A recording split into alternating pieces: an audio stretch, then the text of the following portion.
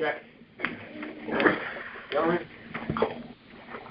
Allegiance to the flag of the United States of America, to the republic for which it stands, one nation, under God, indivisible, with liberty and justice for all. Good evening, everyone. Okay, let's start off with the minutes from the last meeting. What was the date? June 18th. Everyone get a chance to take a look at them? Any comments or corrections? Hearing none, the minutes are accepted. Public input. We have a bunch of public input this time. So, Director, what's the story on the bar? Do we have any control over that? Yeah, we work with them on their hours. They're supposed to give us notice if they're going to be closed, depending on the day. You know, like today, I don't know that would have been open. I don't know the weather on the day that the email's about. She claims it was a nice day. Sure. Okay. And again, if it was around 11:30, again, that's when I would expect them to open. I don't recall what time they said, but it wouldn't have been likely closed all day. But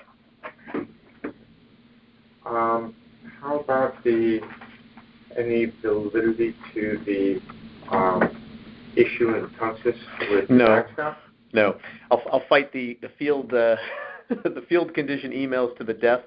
I think our fields are in some of the best condition in the state, if not. Well, that was the second part. I was curious about the backstop at Tungus first. Well, the teams like it open so they can catch the pop-up. So this is the lower full-size 90-foot diamond that we're talking about. It looks like the pickleball courts are. They're pretty far away. Yeah. I play pickleball there, and once in a while, the ball makes it up to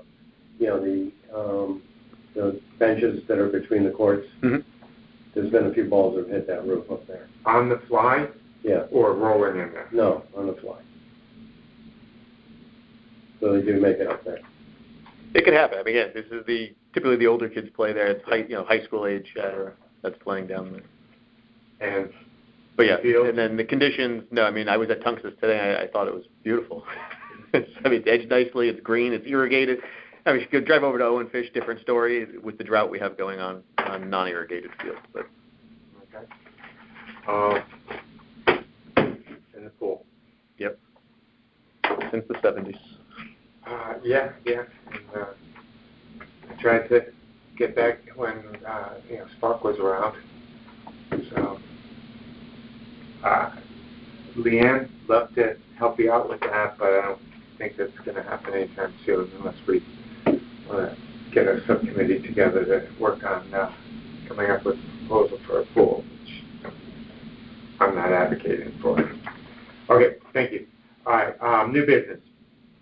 First up, Ian Hall proposed the Fairfield 5000 multi-wave 5K running event for October of 26. Thank you. So, Ian, if you would, state your name and address, and it goes for any presenters tonight, for the record. Ian Hall, 86 Firehouse Road, Trumbull, Connecticut, and also want to introduce Andre Shunk. Andre Shunk, 61 Prospect Avenue, Fairfield, Connecticut. We're working together on the event. Tell us about the event. Great. Well, thank you first of all for having us. Andre and I work together. Gold Rabbit Sports Entertainment. Andre is the CEO and founder. We had run a triathlon in Trumbull for the past 6 years called the Bowfish Triathlon. So we've been around the sport, triathlon and endurance for both personally and professionally for the last 20 plus years. We proposed the Fairfield 5000. It's similar in nature to a renowned race in California called the Carlsbad 5000, which is owned and run by a friend of ours in the industry. And it's a really exciting, kind of unique platform where you have multiple waves of 5K races. It's very conducive to spectator-friendly. It's an up and back race, if you will, that we're proposing be run down in a great area around Jennings Beach. We've had, we know there's been great success in that area with races.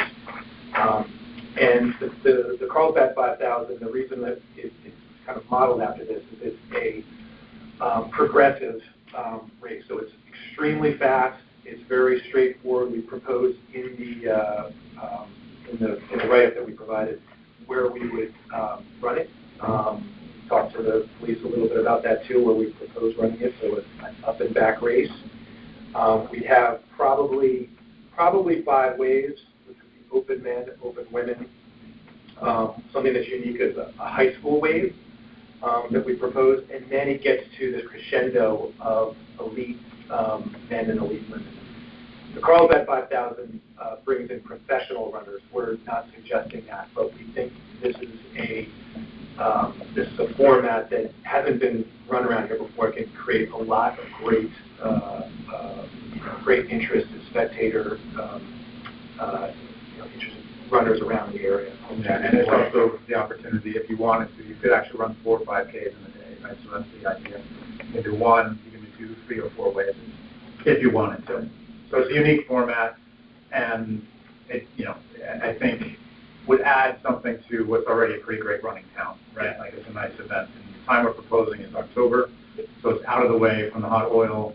It doesn't conflict with the half marathon or any of the turkey trot and so forth. And then I think the other part of it that's a little bit different is we're proposing to do it in the afternoon so that it can also at the end turn into a little bit of a food festival down at Jennings Beach and have a bit of a celebration, which is different than the Fairfield Half, which is great, but it's a little strange to have your ice cream at 9 a.m., right? So it's a little bit also intended to have a little bit of oil. Yeah, Colony does it. Yeah, exactly. So which works for them, but for us, we're trying to create that kind of evening party atmosphere, start of fall kind of moment. And we've talked to a number of local race directors. Actually, one of whom is the race director of the Hot Oil 5K, about this type of event and what we need to do to make it successful. We've also talked to a number of coaches, high school coaches, when we talk about the high school elements of this. And it's gotten just great feedback. Like, this is unique. It could be, extremely exciting for the, for the area, for the local runners. And I think it would draw all the way from New York up to Boston.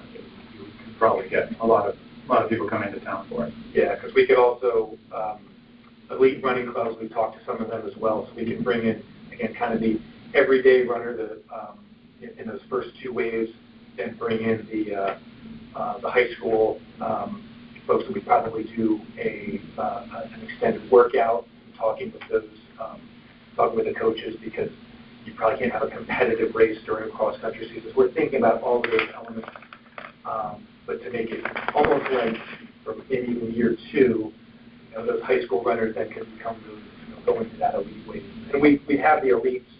They would have to prove that they are a sub, certain amount of time that they have to qualify. And in terms of production, Gold Rabbit Sports is the agency that I founded a little while ago. We've been in the game for a long time, so in terms of producing these sorts of events, it's something we've done internationally, domestically, all over the world. So it'd be run in a very professional way. We've got the finances under control.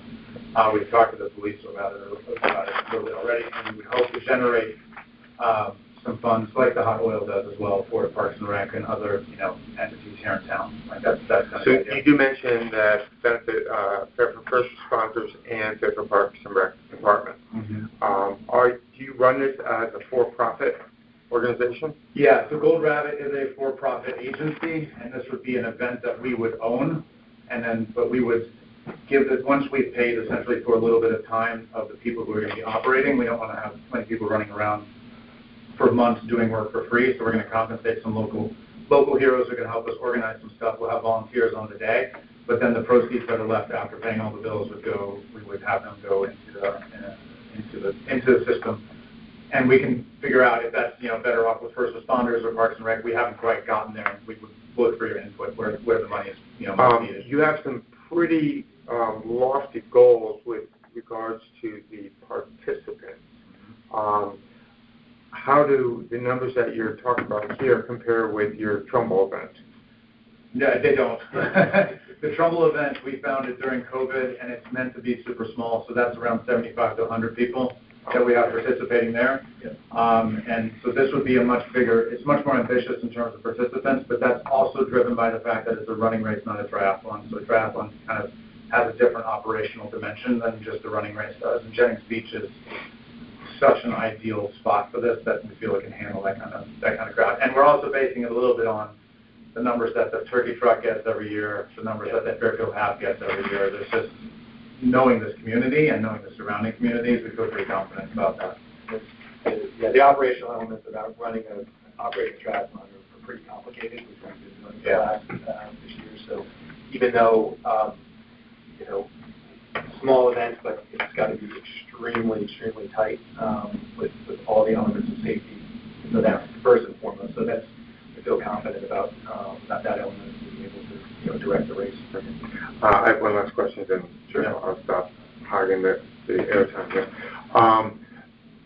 You talk about, when you compare it to the hot oil and the late afternoon start enhances festival experience with better food, music, and socializing, and early morning race, pizza and ice cream, not ideal for 9 a.m. Are you proposing bringing in, because if it's in here, I didn't notice it. Are you proposing bringing in food trucks, or what are you planning for afterwards?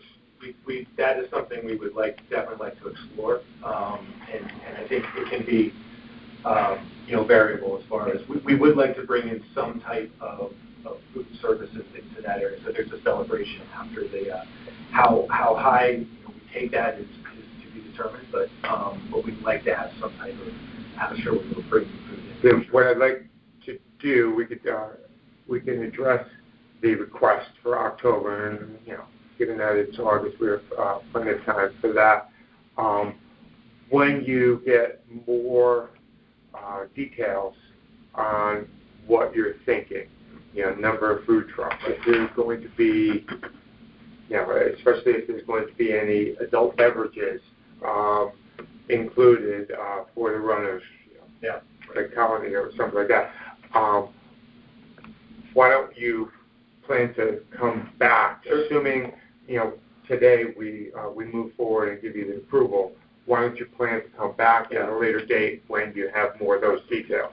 Absolutely, and I think there are two quick points to mention on that. We have talked to Athletic Brewing already, who have expressed interest in supporting us as well. I know they've supported a lot of running events here in town, so we're already going to some of the local supporters or people who know the space. And in terms of the food situation, we would welcome that because there are different scales of kind of opportunity. I noticed, I think this year there's a food festival happening soon, I want to say, down at the beach. Could that be? I saw a flyer for a food festival. Excuse me? The food festival. Yeah, exactly, right? So I don't know if there's an opportunity to maybe align with them next year and, actually make that a combination type of event. That's one idea, right? So that there are multiple entities kind of being serviced at the same time. We've brought food trucks to our triathlon. We have some of those connections with those restaurants and those services. So we can scale that up or down depending on the committee's advice and also, what the expenses and the budget situation looks like behind it. Yeah, and the most important thing is that we're running a very, very professional, safe race, first and foremost. And to Andre's point, we can scale that after activities. So that's first and foremost, and then that's the additional add-on to the Okay, you had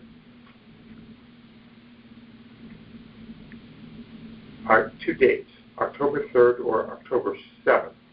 You indicated Saturday, October 3rd. That might be a typo. That's probably a typo. Or the 7th. Yeah, we're not. We think that we want to keep it far enough before the hot oil 5K. We want to keep that a month away from that. So if it was September, we thought beginning of October would probably be the best time frame. So we're not beholden to one specific, has to be on this date. Okay. So which one is a Saturday? The 3rd I'm going to look. Sorry. Yeah, 3rd is a Saturday or the 10th? Yeah, so probably 3rd or 10th. Yeah, thank you. Apologies for that. And do we have, and there's no conflicts? Hey, Brian, can I ask a question? We're here to determine this because it's being staged at Jennings, not because it's being run on the roads of Fairfield. Correct. So somebody else weighs in on that, right? Yep. So we're just a piece Well, of we the, coordinate, with the police. okay. But we wouldn't weigh in on like the hot oil or the Wakeman turkey trot, right? Because those happen on the roads that we don't oversee. Where this one starts at Jennings, and that's why. Okay. To your point. Okay. And we've had some discussions already originally went to the police department to talk to them about actually talked to a couple of the officers who actually we saw down at the half marathon.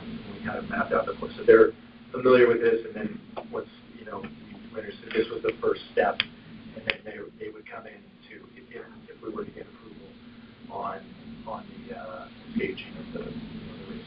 Yeah, it looks like it's a pretty easy course for the police to monitor. Yeah, that's the other thing. That's the beauty of the model, essentially. Yeah, the up and back, not to go into neighborhoods, but keep it as few turns as possible. And the up and back creates that, excitement a little bit more about running past each other, and then we start one wave, finish that, start the next wave, etc. Successful. Anything else? Yes. Can you just give me an idea how sort of what your vision is, what you would need to set up sort of in the parking lot there? I assume you're not going onto the beach. No. Just parking lot. How would you envision the setup? I mean, I think it wouldn't be too different from what you see at the Fairfield Half Marathon, right? So there'd be a registration component, right? So that's the place where everybody would pick up their bibs and their race shirts and all the things that you traditionally get at one of these road races. Because we're doing these waves, we've been talking about, let's call them corrals, if you will, right? So if you're in wave one, you kind of know, okay, this is my area. If you're in wave two, you're in this area. So that might be demarcated just by barricades, something pretty simple and straightforward, doesn't need a lot of infrastructure. And then beyond that, there's probably similar to what the half marathon has at the finish line. There's a nice finish line. There's some sort of an audio setup, right, with a stereo that's making announcements. We hope to make it fun with an MC who's also, bringing some energy and environment to the event. And then beyond that, it would be, the toilets that we would need, porta potties. We wouldn't want to rely solely on the permanent restrooms that are there. And then after that, there's a little bit of back of house, and then, the food trucks. It's really like the footprint itself is pretty light overall. Yeah, we would probably we're envisioning, so wave one is at the starting line where the Fairfield Half and 5K start. We'd have a corral in Jennings, probably to the left before going down that path. So we'd corral that, have the MC there, getting those people ready to go for the next wave. Once that preceding wave is done, move them out. So all the runners go in and out the same. That's one. Yeah, entrance. there's a bit of exactly, and that's what's going to add a little bit to the fun and to the energy of the whole event. That's the intent, to get everybody. You should raise and lower the gate. Well, the other thing too is like miniature golf. We think that we can make this. The Carlsbad 5000, they position it as the fastest 5K in the world.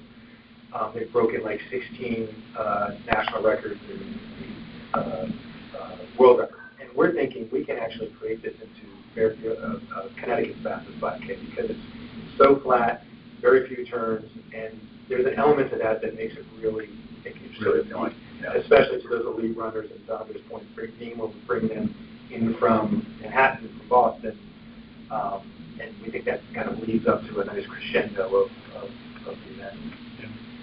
Hey, Anthony, when we have an event like this, do we have to change the maintenance routines of the parking lot, or does it take care of itself? Nope. Or do we rely on the people that are making an application to participate in that? Well, they'll put in their requests for, like I said, handling porta potties and garbage and all that kind of stuff. So no real additional maintenance outside of that stuff. Okay. And I assume there's some best practices, right, from all the years of Yep. the Fairfield Half that we would. Yeah. And that's what we're somewhat relying on too. It's been so professionally done over the years. Do you have who's your race director? We would be the. You guys are? Okay. Okay. Yeah. we would be the race directors, but we are connected to the folks who have directed a lot of the races here in town. The same guy who runs every race. Well, yeah, in exactly. town? And to some extent, we'll be relying on on that advice. In other instances, we're going to bring our own experience and like add our own touches to this sort of thing, and we've been holding off on this idea for a few years because we wanted to make sure that we kind of had our ducks in a row and felt like the right time to come forward now. Any other questions?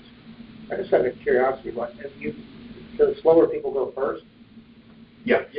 Well, Normal people. It's an open division. Anybody can go. So they could be, it could take an hour, it could, or Yeah. 45, depending on, and people are just going to be waiting and sort of. So it's a really good point. And so we're actually going to be consulting with the gentleman who runs the Carlsbad 5,000 system so that we have all of those kinds of things under consideration.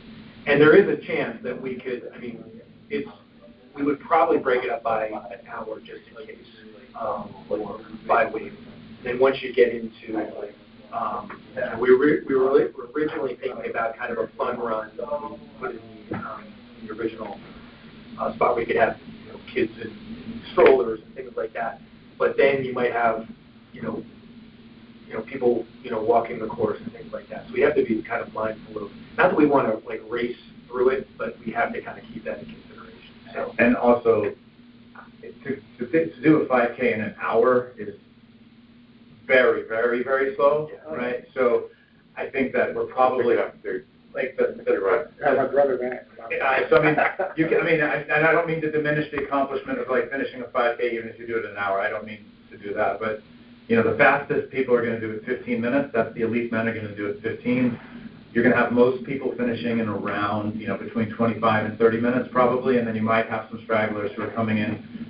I think that 40 minutes would be kind of the limit, but we will anticipate that a little. Because I was just thinking, you're waiting.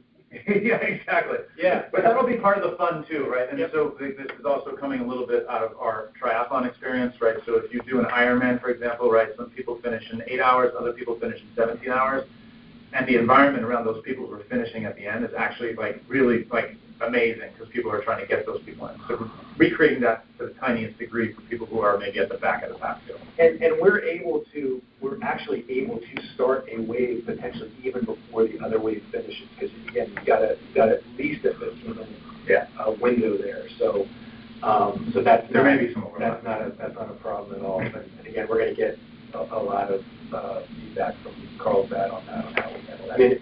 Their events brings in close to 10,000 people, so they're dealing with that stuff. Our friend John, a lot of times. So.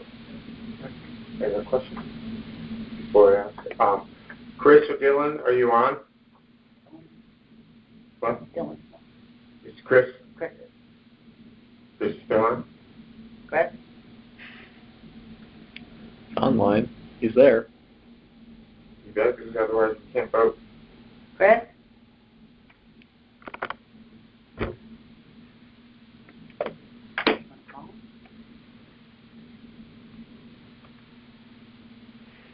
There's 9 members. Hello. Okay. So we need at least 5. Okay. Chris, you there? I'm here. I'm sorry. I apologize. I was on mute. I didn't want to interrupt the gentleman before. All right. All right. Now that we know that we have a quorum, does anyone want to make a motion? I'll make the motion that we approve this road race on the 3rd of October, 2026.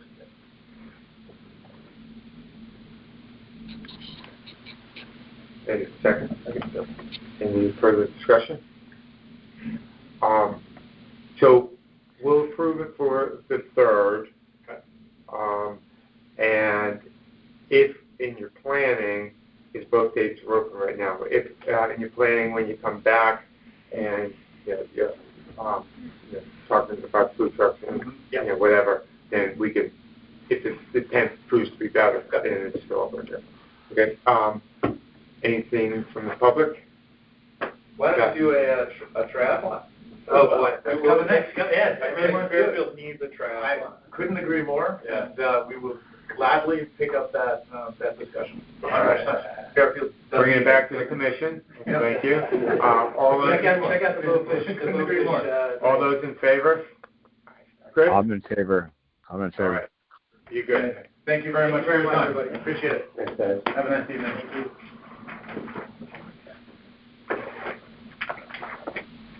Thanks again. Looking forward to it. Yeah, absolutely. Thank you. I'll be the one to take that out. No way, no way. All right, thanks, guys. Pick me up in a golf cart. More handouts. Okay. All right. Next up, Jay Kinney, on behalf of Fairfield Rotary Club, request to hold their 5th annual Paddle Dust event on Saturday, September 6th, with rain date the 13th. They have in the past.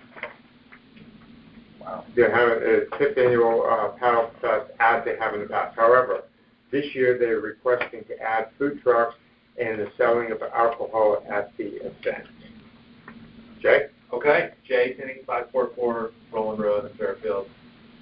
Thank you, everybody. All right, so I put together a little presentation for you, just starting on a little background information on the event. It's been really successful for 4 years in a row. We have about 100 to 140 people sign up for the actual event. That's about as big as paddleboard races go. I think we've exhausted the growth potential for, in terms of fundraising for the town and Rotary, in terms of just having it being a paddle event.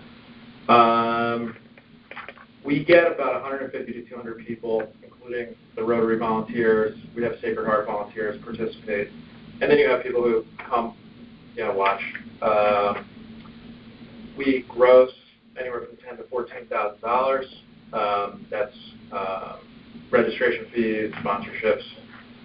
We've netted anywhere from $6,000 to $8,000. That has historically gone to Operation Hope, Home Through the Brave, Tunnel to Towers. We found that if we have an exclusive beneficiary, it tends to increase our donations. CLASP is going to be the 2025 beneficiary of the event. Okay, so looking to the future, the typical day is we start the races at 9:30. There's registration, there's safety talks that I do. National anthem. First select person is going to come this year, the one sitting in.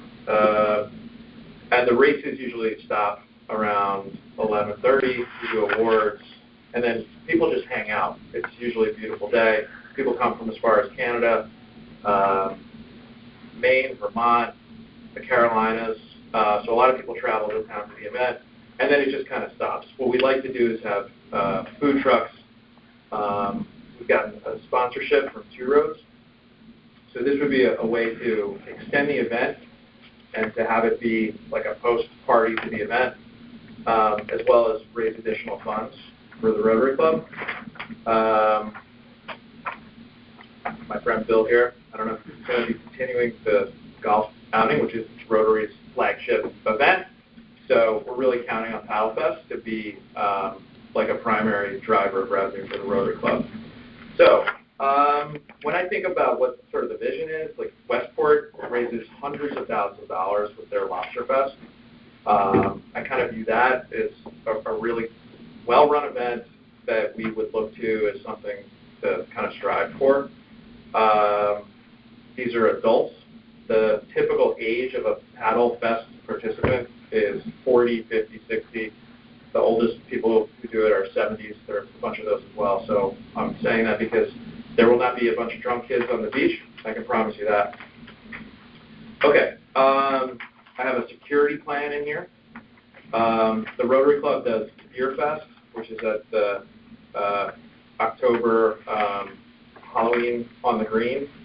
So we have experience roping off the area, checking IDs, and selling beer. So the plan would be we have no lack of mature adult volunteers at the Rotary Club, which is great. We would have people checking IDs at 2 entry points.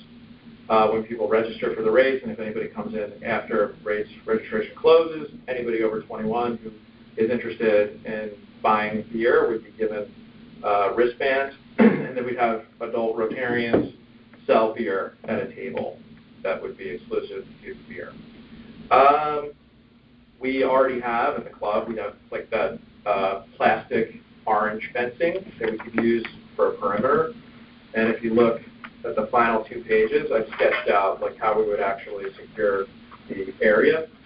The variability in these 2 plans are simply the location of food trucks. I would love to figure out a way to get food trucks over the hump and like position them on the sand. I don't know if that's feasible.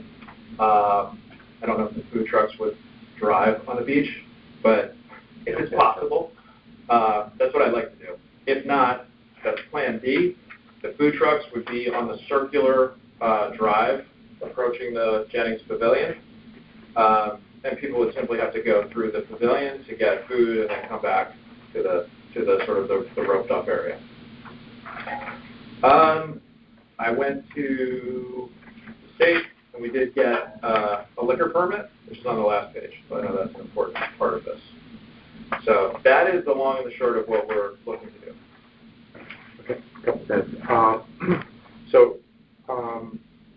We were working with the town attorney today to determine A, if we can approve an event selling liquor, Yep. And B, what would be required.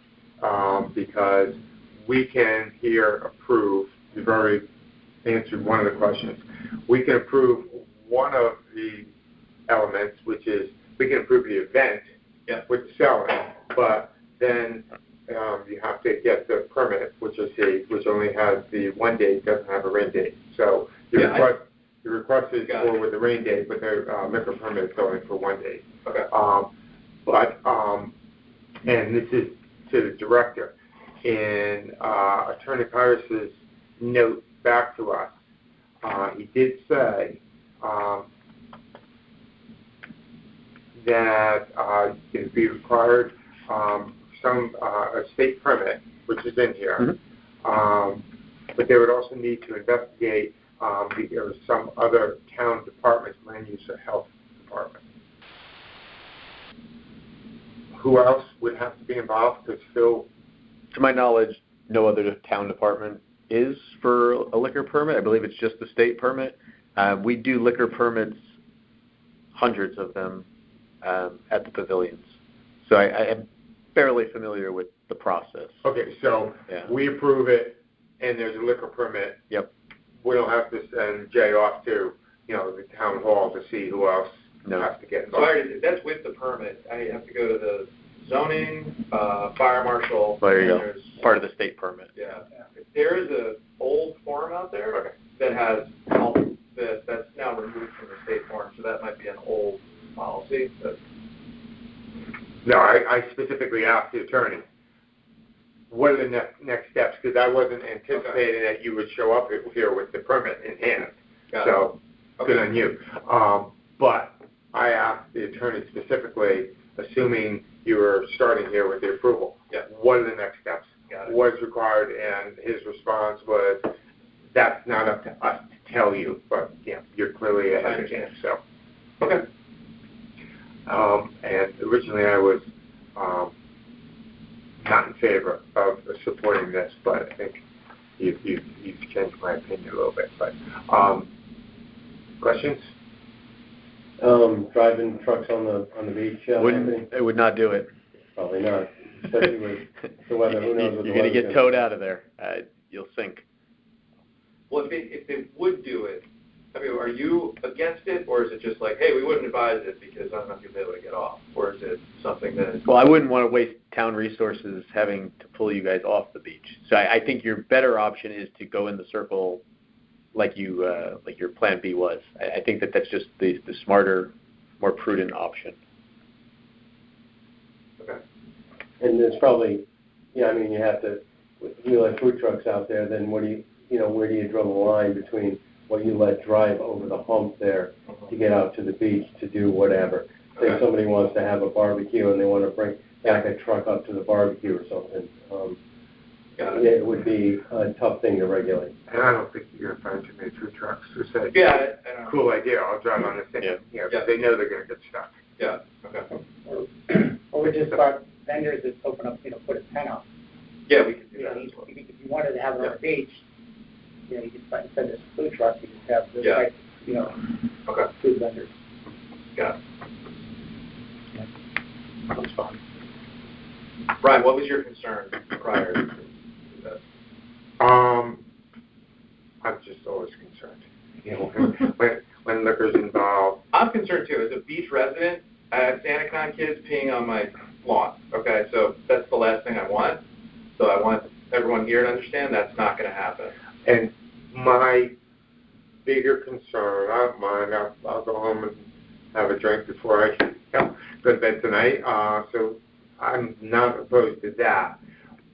But the controls of it, whenever we approve an event where we know when there's going to be a Tito's representative there handing out, we know that there's police and we know that people are taking responsibility to check IDs and to put bracelets. And I wasn't certain coming in that you guys were going to take those precautions to make us feel safe with the event. I can speak to I that. by the way, I start here. Yeah, you should. Yeah, and then work my way up. So that's where I was. I think the average age of our Rotary Club is about 70. Yeah, it's not a young. James is very young. I'm the youngest. I'm going to join. It's the birthday coming up on Sunday. My son go. Right. Is this a time where there's parking restrictions? No, it's post. It's after. It's after Labor Day. Okay. So I assume. When is Labor Day? It's a weekend. It's weekend First or after. second? Yeah, March first. The first. Okay. Like in 2 weeks. Soon. Thank you. And I asked this before, Anthony, I mean, you wouldn't change your maintenance routines for the beach for an event like this. Is that because you do it every day? Well, this is outside of the season, but we'd still be grooming the beach, and Jennings gets groomed Monday, Wednesdays, Fridays. So to add something on like this onto the schedule is not a concern. Yeah, we wouldn't add this to the schedule. I mean, yes, you guys are adding it to the schedule, but we're not adding additional It's not maintenance an because addition. they're going to be there on a Saturday. Okay. Yeah. We also have cleanup, so when we get our volunteers, it's set up, cleanup. So the beach will be clean when we're done. What happens if that's not clean? Then you What's guys your- don't approve them next year. Okay. Right, because I'm going to come back and tell you, hey, they were So a in the end, disaster. you have to clean it up. Correct. If somebody leaves a mess, not that you're going to. That's what we do every day. But you have to clean it, and then that. Do you make notes after events like this, Anthony? When we or- have issues. Some of the carnivals. You Yeah. make notes? Yeah. Yeah, okay. Typically it's the carnival. It's not normally small events like this. Okay. And if you've heard and you've read the rule changes in item D, it's very specific to what Anthony just said. If there's an issue, then we don't give the approval the next year. So Will you have paddle boards that people that don't own one can use? Or does everyone bring their own? I have coordinated rentals in years past, and they never get used. Yeah. So people, what we've gotten are people who are very serious about this, and most people show up with a board that costs $3,000. No, I get it. yeah, if you're going those distances, that's Yeah. not for the fan part. Yeah. So, any other questions? Chris, any questions?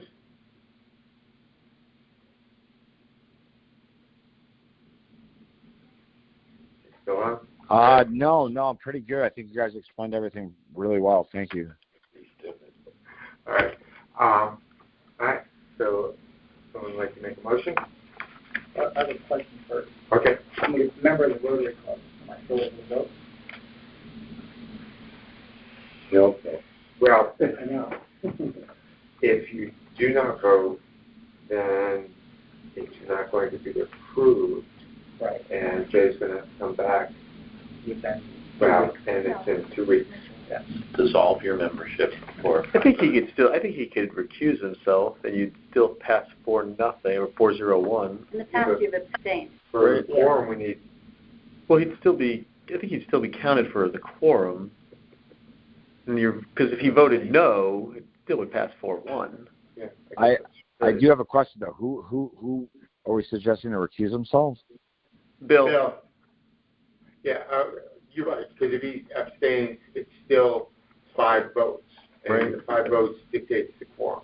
So, yes. Oh, You okay. can pick Right. one, but, Yeah, I don't even know that it's I don't necessary. think But yeah. I just don't want to, Yeah. it's, okay. So, all right. Therefore, I'll make the motion. We haven't had a motion yet. Okay, I will Jamie, make a has a motion to approve, Second. for the September 6th date. Oh. And there's a second over there? Second. Okay.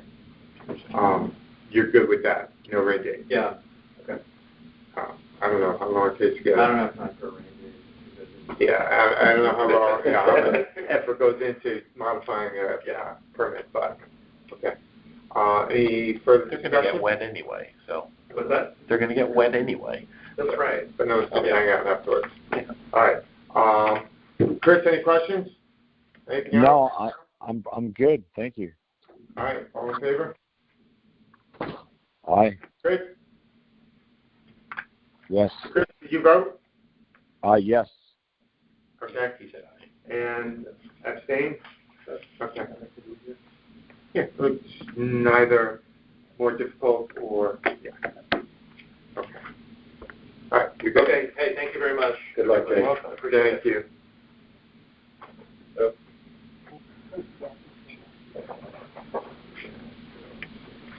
I don't, yeah. Have a good night. All right. Good night. It's not a, real issue. Yeah, if it was a controversial issue, then maybe, but, Okay. yeah, but that's fine. I don't, Yeah. all right. Next up, on behalf of Fairfield University, Anthony requests to hold the Fairfield University Clam Jam 2026 at Penfield, April 27th, 11 to 4. All right, thank you guys for having me. You guys should have received the information beforehand. Fairfield University is requesting to hold the Clam Jam on April 25th from 11 to 4 p.m. at the Jackie Durrell Pavilion on the Penfield Beach. This is the same thing they've done for the last, I think, 8 or 9 years, with the exception of the 1 year we moved them over to Jennings. So yeah, same type of weekend. This does fall on the weekend of the McKinley Carnival, like it did last year. So we didn't have really any feedback from police or fire as far as like emergency situations, so it seemed to work out just fine.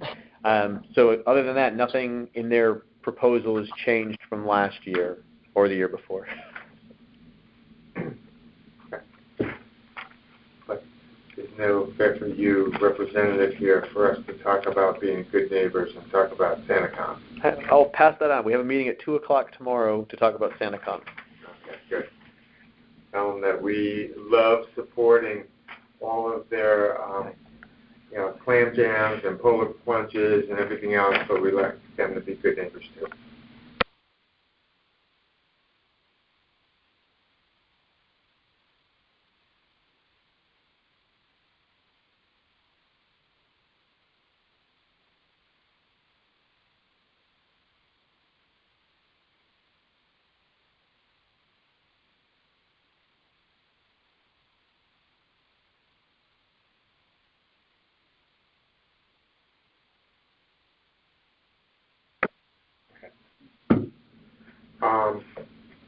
Okay, so no difference, and it's been Same as it's been, yes.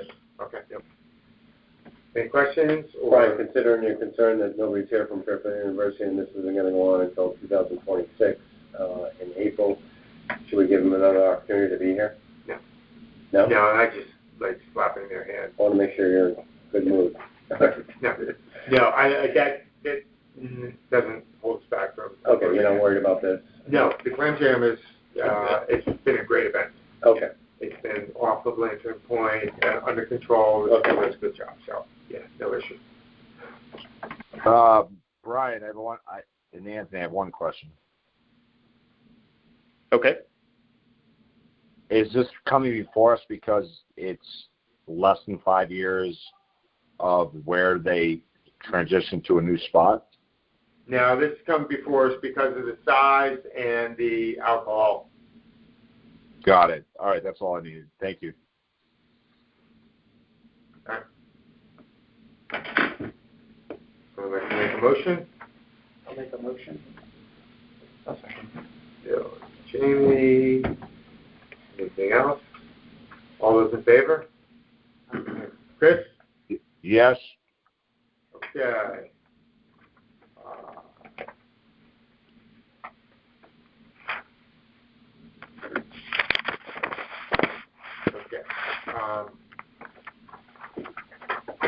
Next up, we have an act on the rule change proposed in section 11A of Parks and Recreation rules. Okay, just a quick background.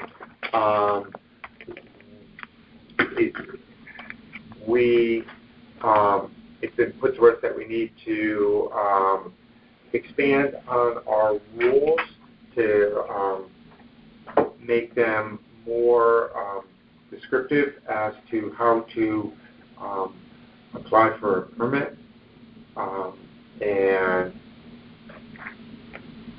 what our positions are with regards to considering the permit. So it's very objective, and once we make a decision, what the options are, approve, work with them. If it's an issue with the date, we can work with them to find another date or location that works, or guide them with regards to other possible issues that would have led to our denial. And if we can't do that, this gives them the opportunity to appeal the process. The subcommittee, along with the town attorney, has worked to put this language together, and there is one change. So if we are moving to approve this today, and by the way, there was a public hearing last week for the rule changes. We have to have a public hearing. There was no public there, so we just went through them and then we were done. But there has been one change in section D, and that's the one additional attachment here. In section D of section 3D, it did not make sense having the items 1 and 2 after the final sentence, where it said in accordance with the following schedule, because sections 1 and 2 pertain to the first sentence in section D. In the event that an amended permit application is denied, an applicant may appeal the determination by written request filed by the Board of Selectmen. The items 1 and 2 are going to be moved in the language following that sentence, as opposed to following the final sentence of the first paragraph in D. So when we go to make a motion, if that is acceptable modified language, include that in the motion. Okay. Does that make sense to everyone? So just restructuring, just moving to where it belongs. Modification is simply moving the items to where it belongs. Yes. The language for all intent and purposes is exactly the same, but it's just moving it so it's relevant. The full extent of all the changes is all new. So number 2, which says written notification and more information is needed before the commission can make a determination. it's being moved to, No.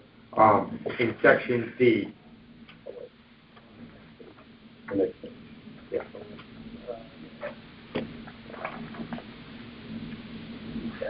Section D will read in the event, that should be corrected, that an amended permit application is denied, an applicant may appeal the determination by a written request filed with the Board of Selectmen. 1, if the permit application is denied more than 30 days. 2, if the permit, after that, then it goes back to the verbiage in D.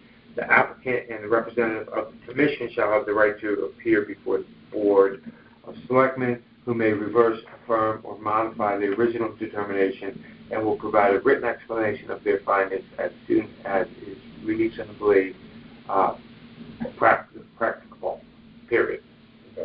So there is no in accordance with following schedule, and we cannot dictate to the Board of Selectmen how quickly they have to move. Yeah. So just 1 and 2 are part of D, but just in the middle of it.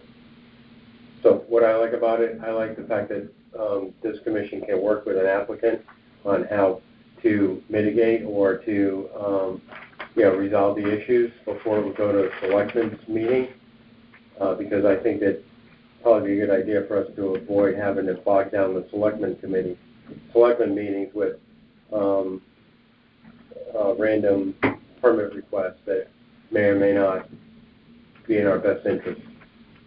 Agreed. And just a little background, I've been on the commission now for 17 years.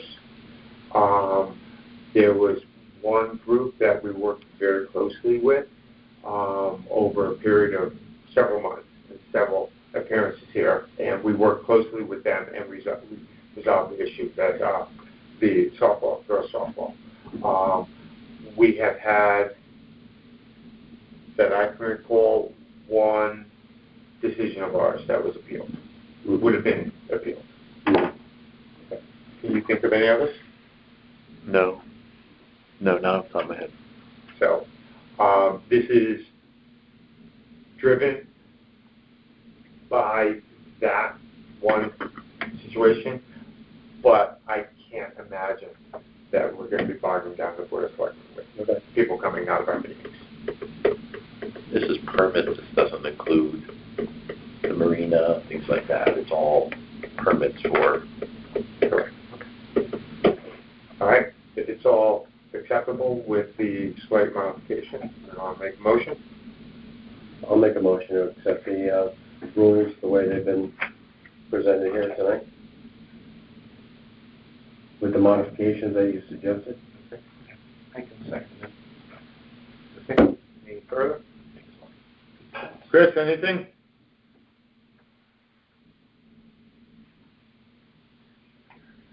Chris, you still there? Brian, can you just relay that motion back to me? It was just a little confusing. It was obviously I'm on my phone, I'm in and out, but can you just tell me again what we're voting on? We are approving the new language with a modification to the final section, which is area 3, item D.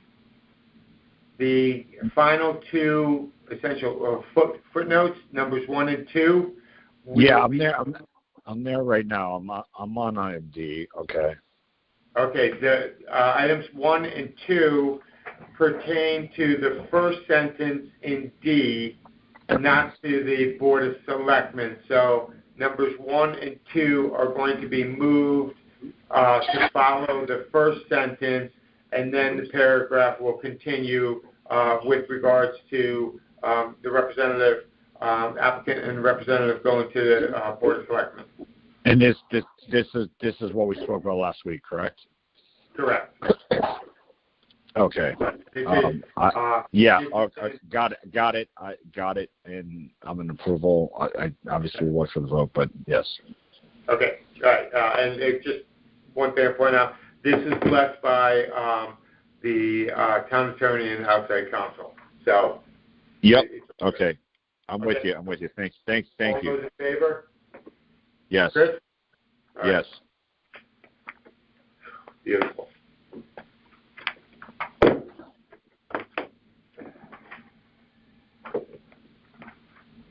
No Board of Ed and Directors and Program Reports. There's a few approvals attached. All right, Director's Report. I gave everybody a copy of the new Community Services brochure. You guys all should have received it in the mail at your houses anyway, but just in case, wanted everybody to make sure you got to see how nicely it came out and how well put together I think the staff did with this and combining the departments and laying it out in an order that makes a lot of sense. Our fall-winter program registration actually happened today, this morning at 9 a.m., and we overall, as of 4:30, had taken in over $20,000 more than we did last year, so numbers were up, which is great. We have a new recreation coordinator that we wanted to welcome to our team, Liana Krasnow, who's in her 3rd week with us. Her primary responsibility is the social media and marketing, all our special events, and running our summer camps. And then just 2 upcoming events that we have happening in September. Our 3rd annual Oktoberfest, where we partner with Community Economic Development and FTC, is being held on September 13th from 2 to 6 at FTC on Sanford Street. Hopefully we'll get some good weather and have several thousand people come out to that event like we did last year. If not, if it rains, we'll move inside at FTC and fit as many as we can. And then on September 30th, we're hosting our annual mental health breakfast at the Bigelow Center from 8:30 to 10 a.m. Edith Boyle, the CEO of LifeBridge Counseling right on Penfield Road, is our guest speaker, and we're looking forward to that. So other than that, we are plugging away. How was the sand sculpture event? It was fantastic. I was really disappointed that I couldn't get there. Yeah, so I was a judge. You were really a judge. Yeah, we had over 22. I think we had 22 teams. Great participation, great weather day, and that's an event that I believe was in its 26th year, if I remember correctly, with the one exception being last year where they didn't run it. Historically, it's been run by the Police Athletic League, which folded a couple of years ago, 2 years ago, and it's one of the events they asked us to continue to try to do, along with the fishing derby and their wrestling program, which we already do. So, but yeah, it was a really good event. Okay. And I'm sorry, one more question. You said the FTC event on the 13th was at 2 to 6? 2 to 6. Yep, Oktoberfest. And yes, thank you to Tim and Bridget who came out and volunteered, and Bob Syrup and Kristen Bruno. We brought him out of retirement. It was very a lot of fun, and a lot of people were there, so it was a good event. All right. Very good. I have a question, like sponsorship. How do these? Do they at events they put up stuff like, or how? So these are majority of our sponsors. I don't know if that's all of our sponsors. It might be all of them, but there might be some smaller ones that were. But I'm not 100% sure of the dollar value they give to be placed on here. But a lot of them will sponsor different levels or a concert or Beach Bunny, things of that nature. Galen Brown handles all our sponsorships at the moment. So yeah. Okay. Yeah. First I noticed it, so. Yeah, we try to do it on our the back of our fall-winter brochure. Thank the sponsors that worked with us for the year. Okay. All right. Thank you very much. Thank you.